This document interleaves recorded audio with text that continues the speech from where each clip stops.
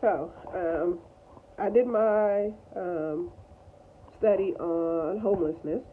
Um, I did it with O'Neill Walker, who's my contact person from With Friends Inc.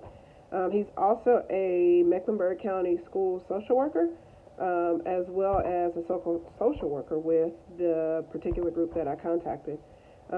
We actually discussed homelessness and the effects that it has on the community, which was very interesting to say the least. The most interesting experience that I probably had was how psychology and sociology um, interacted or correlated together with the um, what's the word I'm looking for? With the aspect of homelessness. It is something that I have actually learned that you can't necessarily say a person is homeless because they're not trying, or they don't have the drive to want to do better, or that they're okay with being homeless, or even drug addiction. Um, and so that's something that he and I actually discussed a lot.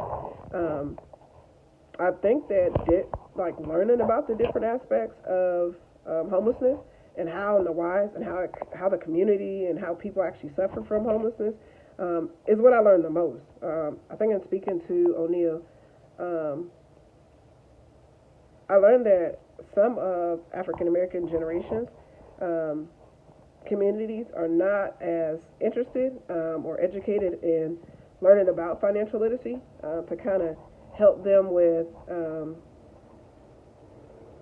becoming financially stable to be able to afford housing. Um, we as African Americans would rather keep up with style, which can be true. Um, you may see someone with the newest Jordans on. You'll wait in line to get the newest Jordans, but um, you'd rather do that than learn how to budget and save for a better future, so that you're not necessarily looking good only on the outside, but you also have the knowledge that you need to ensure that you're not homeless, or that you're not seeking housing, or that you're not living place to place. So I think that was pretty interesting to learn. Um, some of the some of the things that I actually learned in speaking to him, I never really kind of thought about. Some of the questions that we actually went over was you don't really see a lot of homelessness per se, in the aspect that you're not truly homeless unless you're living in the streets, on the streets, or unless you're living in your car. Outside of that, you're actually considered as displaced, whether or not you're living in a hotel, whether or not you're living, with a friend or family, which I didn't realize. I thought that if you were not able to, quote unquote, call your own place home, then you were homeless. But he said that's not necessarily true. Um, One of the things that we discussed was his position on homelessness and if there's enough things that are being done. Um, O'Neill actually made a good point. He doesn't feel like there's enough being done as far as affordable housing. Um, and he said it's based on the city designs. I'm actually in Charlotte, and being in Charlotte, North Carolina, is considered the city. Although I've lived in bigger cities, this is still considered the city. And by design, there's a lot of criteria that have to be met. And a lot of single families can't afford that, whether it be from lack of employment or low employment. So meaning that, maybe you're making minimum wage and that's it. And so by nature, and if you're making minimum wage, you're not able to afford, monthly rent, or whether it's for an apartment, whether or not it's for a house. And so you could potentially already be having a hard time. And let's say that you do make the money, and that you are able to, get the money together for rent per month. If you're looking for to rent housing, whether it's an apartment, a house, and let's say that you don't make enough, or let's say that your credit score is not where it needs to be. Your credit score is also part of the too many criteria that he discussed, because let's say your credit score is really low. You're going to be required to pay 2 or 3 months of rent up front. Well, if you're having a hard time getting the 1 month, sometimes it's hard to get the 2 or 3 months. And so that makes it difficult for housing.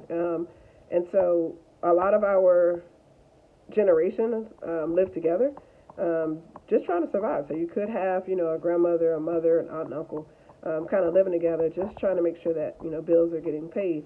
The one thing that he did mention was that although that may be something that, especially in the African American community, that we do, to kind of eliminate paying everything all at once.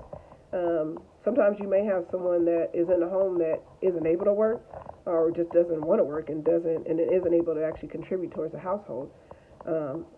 And so, or it could be that they use it as a stepping stone.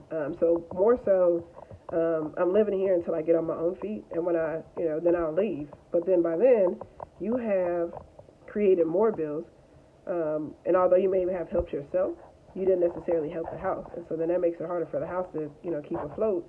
And so by doing that, you could be losing income. By losing income, you potentially don't have the funds either saved, or you're not making enough to keep the monthly rent. Therefore you end up being homeless because you can't keep up with the actual the balance of the rent that's due. One of the other things that we actually talked about is there enough like local resources that were available to everyone to help everyone remain in a home. And then his response was no, he didn't necessarily feel like that there was enough resources to make sure that everyone is able to maintain housing. And one of the biggest reasons, again, was just not enough income. And so the city of Charlotte basically is designed to push you to, the outskirts of where you may be able to actually potentially afford housing. And so the outskirts, could be where, yes, you are paying less, but then there comes that accessibility to what you may need. So it could be transportation. Maybe there isn't a bus line that will take you from, the outskirts into the city.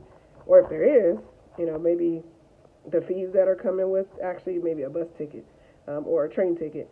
Or if you have a car, you got to think about maintenance and fees, or, even fees to be able to maintain that actual transportation mode. And so transportation becomes an issue also. And with you pushing someone outside of the city limits and more so to the outskirts, it potentially causes a problem because now I can't get back and forth to work, which then possibly causes a problem where I no longer can afford to even pay the minimum rent for the city or living on the outskirts, and now end up homeless. And that was something that we actually discussed, was just trying to understand where we are now, and kind of what we can do to try to, better ourselves. Although resources are always, not always, well, no, they are always available, but then it's still that accessibility, the time of day. If you have kids, is there daycare available? If there isn't daycare available, do you really want to, pull your child along while you're trying to figure out how do I get these resources? The distance. So, I'm on the outskirts. Can I get to, where these resources are? Maybe it's too far. Maybe I don't even have the money for transportation. And then too, the resources may be available, and maybe you're required to make some type of payment or something like that, to help out with being able to apply for the resources or obtain the resources. Our habits come into play. Do we have a budget? Do you know how to budget? is that something that you're willing to learn to make sure that if you are homeless or displaced, that you don't end up back in this situation? Or is it more so, I would prefer, or rather, you know, the newest whatever, and so all that money is being used towards the outside and not necessarily what you need to maintain a home. Um, I think the other question that we asked was, how does it affect inequality? One of the things that Daddy actually said that I think kind of stuck out to me was, what, when you say inequality, are you saying inequality because I don't want to help myself, or are you saying inequality because I don't really know how to get the resources? But then if that's the case, if you don't know how to get the resources, whose responsibility is it to teach us on how to get the resources, and how we can actually maintain housing, how we can actually maintain budgeting, how we can maintain not overspending? Tax time is around the corner. Do we take all our taxes and go put it all down towards a down payment for, say, a car that we need, but we don't necessarily have the funds to keep the car going, or we purchase a car outright and can't keep up the maintenance on it? And so now we've thrown all this money where we could have actually used it towards building housing, as far as maintaining our house and putting up money for savings. And, the pandemic is here. Do we say, okay, well, I have this lump sum of money. Do I go out and buy, XYZ, or do I go ahead and say, okay, well, here's where I'm at, and I don't really have a savings. Do I take that money and put it towards my monthly rent so that I'm not, in a situation where a month, 2 months, 3 months down the line, I'm trying to figure out how to pay, where I can take this lump sum and I can give it to, towards my rent, and that will prevent any type of, homelessness that I may be looking at. I mean, depending on, where you're renting from, they have certain criteria that they expect as well. So whose responsibility is it to teach us? That, I think we have to take ownership of inequality in general. And we can't have like so much of a blame game. So no one taught me this, so I don't know. Well, I think we have to be the ones to go and educate ourselves on how to prevent certain situations. I think a lot of what we think is inequality, not that we don't have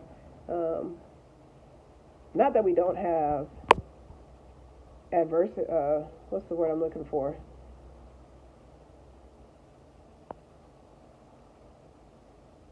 Adversary, but that there's ways that we can go around that to make things better for ourselves, as well as better for our generation of kids that are coming up behind us.